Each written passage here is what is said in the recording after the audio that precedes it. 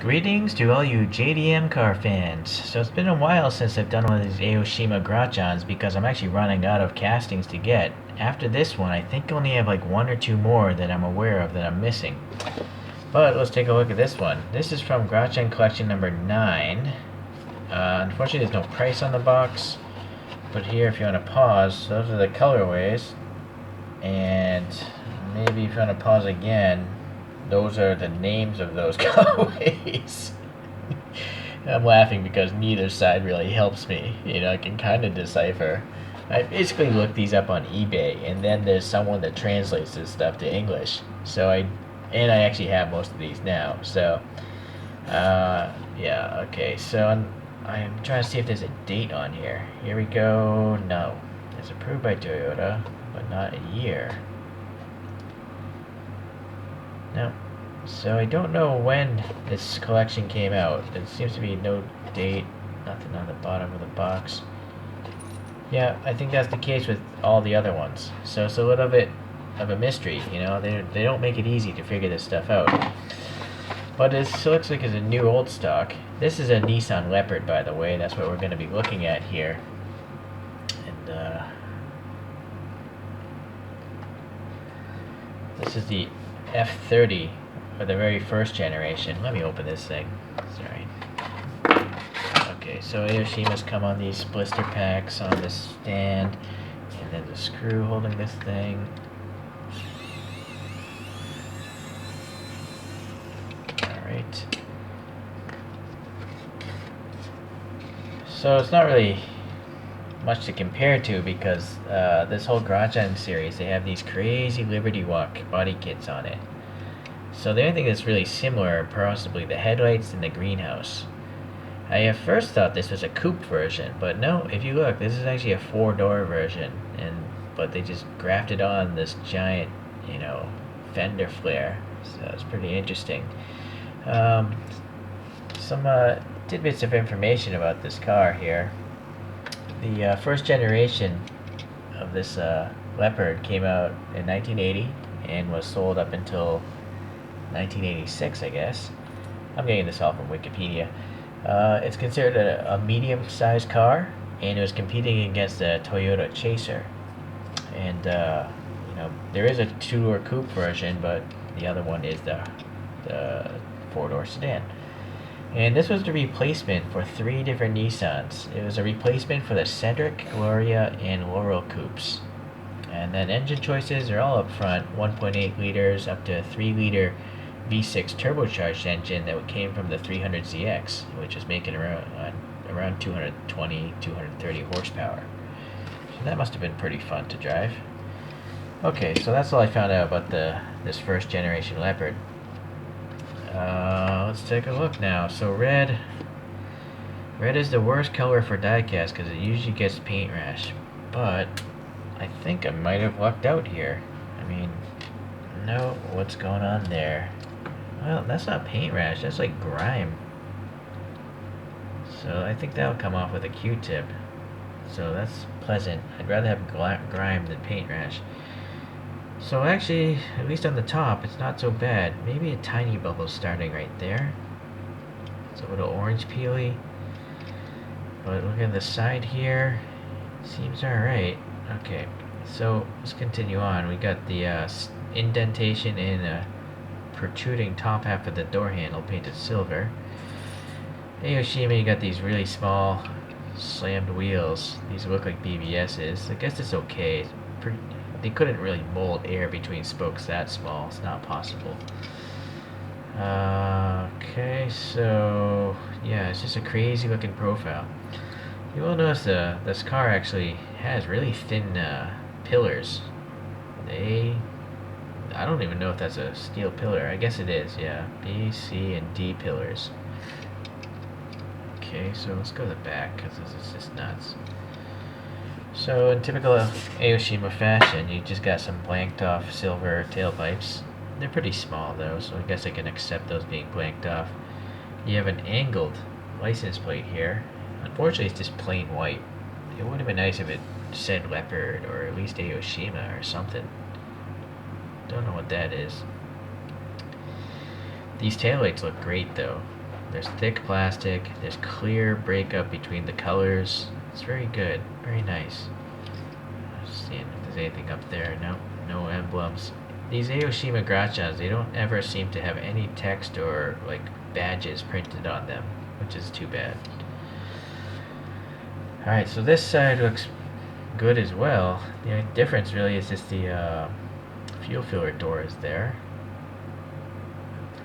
What is this though? There's like an indentation. Was that on the other side? Yeah, that's strange. It's on purpose. Oh, I think on the real car there might be a reflector there. That's probably what it is. Yeah. So, moving on. Interesting. Okay. So this crazy, totally unpractical chin spoiler. I just laugh at this thing. It's so nuts that I have to laugh. Okay, nice headlights. You got a clear lens, but you can see behind it like two light buckets. A thin one there and one there, so that's really good. A little orange for the turn. I'm not sure if those are the turn signals. I think they could be reflectors. Not sure because there's orange over on this side as well. It's actually inside there. It's over in there. Alright, and then some silver paint that's going around because the real car has like a chrome trim piece there. So pretty nice front end. There's some sort of a bulge here. Maybe this is a turbocharged version? Don't know. And then the roof, we're back again. The windows all have silver paint molding here. Something's weird here. Look at the plastic line here. It seems like the glass inside this thing isn't actually set in straight. Yeah, see, look, it's all caved in here, but not here. But this is new. You saw me cut the tape.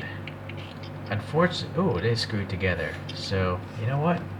I don't know if I've ever opened one of these up on video, so let's take a look. I actually don't know if I've ever opened up one at all, one of these Grachans. So that screws pretty tight because it was probably screwed into some soft paint. But it's doable. It comes out. You do have to be careful about dropping it and destroying those exhaust tips. Yeah, that one's tight as well.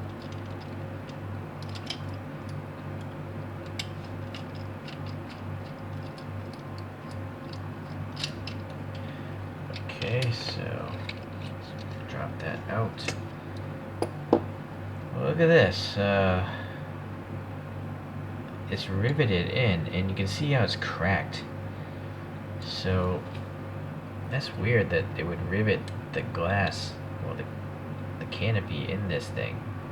If the interior is going to trap it, why would they even bother riveting that? That's really strange. I'm going to actually have to drill that out so I can maybe sand down the post or open up the hole in this piece of plastic, and then I'll put it back in so it rests more evenly. You can clearly see there's a gap there. So I think really the rivet either pushed it to this side, or maybe the hole wasn't perfectly centered and now it's being pushed to that side. So, well, okay, interesting to see the inside of this stuff. There's some sort of code there. And let's take a look at the interior. So this, yeah, it's nice detail, just no color. Look at all the weird horizontal lines on this dashboard. I don't know why it would be like that, but I imagine Aoshima must have modeled it off a real car. Right? Interesting. It's really... It looks like what the future thought... It looks like what 1970 would have thought the future was. Even those cars from the 80s. Okay.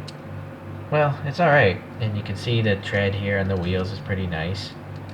And it's got the weird, like, stretched out tires for the slammed JDM look. Huh. Alright. It does roll pretty well, even though it's all just plastic down here. So that's good. Alright, so I guess I'll just put this back on so we can let this go for a spin on the solar spinner. I'll deal with the screws later. So we back out here.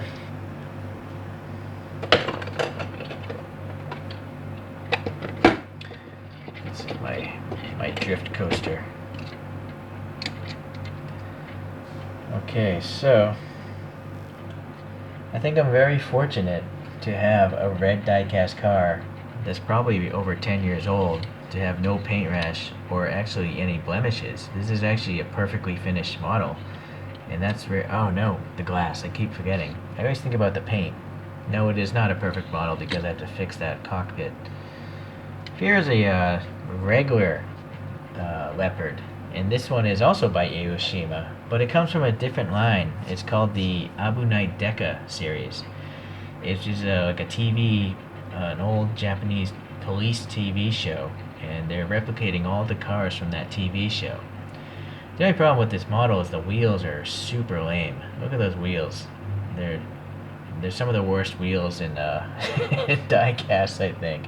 Well, at least the premium branded diecast. But other than that, the rest of the model is quite cool. I like it. A lot of cool details. You know, I like the fact that it actually has a license plate on it. And the little antenna is pretty nice too. So, this must be a more modern variation of Leopard though. Probably the second, maybe the third generation. I forget. I do have a video on this if you really want to know. I talk about that one in its own review. Okay, well, that's a bit of a short one today. Actually, still 11 minutes, so I apologize. But if you guys like drift cars, you like JDM, you like just wacky looking diecasts, you might want to look up these Aoshima Grachans. Alright, until the next one, I'll see ya.